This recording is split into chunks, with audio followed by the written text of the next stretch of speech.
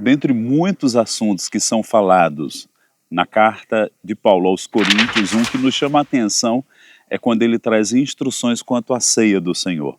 Ele diz nessa carta, exatamente no verso 17 de 1 Coríntios 11: Nisto, porém, que vos prescrevo, não vos louvo, porquanto vos ajuntais não para melhor, e sim para pior. Porque antes de tudo estou informado a haver divisões entre vós quando vos reunis na igreja. Ele vai trazer algumas correções e instruções acerca da ceia do Senhor. Paulo, ele era um guardião da doutrina bíblica. A Bíblia diz em Atos 2:42 que eles perseveravam na doutrina dos apóstolos, no partir do pão, na comunhão e nas orações.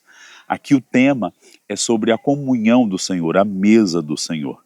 Ele diz assim no verso 20: Quando, pois, vos reunis no mesmo lugar, não é a ceia do Senhor que comeis? E ele vem trazendo instruções sobre a questão da atitude no coração.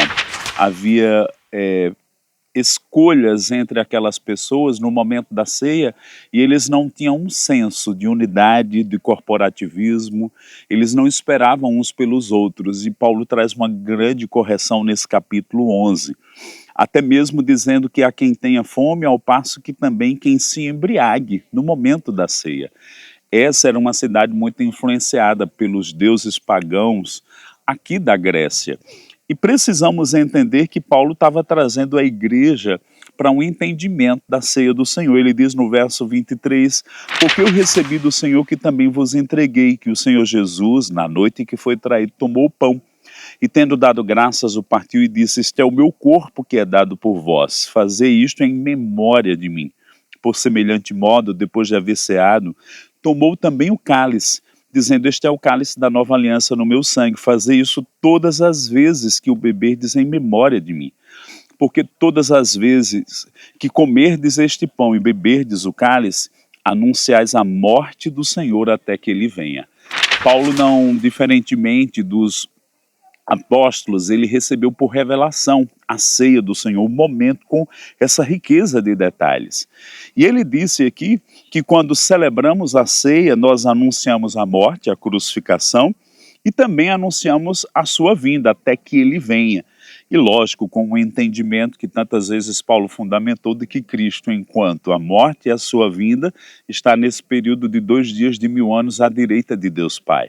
A ceia é a mesa da comunhão com o Senhor. E aí ele diz: por isso aquele que comer o pão e beber o cálice do Senhor indignamente será réu do corpo e do sangue do Senhor. Ele instruiu o homem a examinar a si mesmo e comer de uma forma sábia, porque se comer sem discernir o corpo, come e bebe juízo para si. Aí ele diz: eis a razão porque há entre vós muitos fracos, doentes e não poucos que dormem.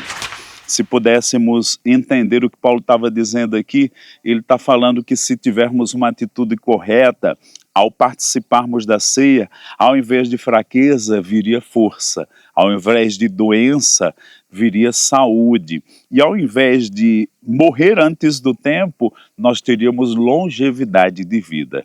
E aí ele diz que quando nos julgamos a nós mesmos, não somos julgados, no verso 31 e 32.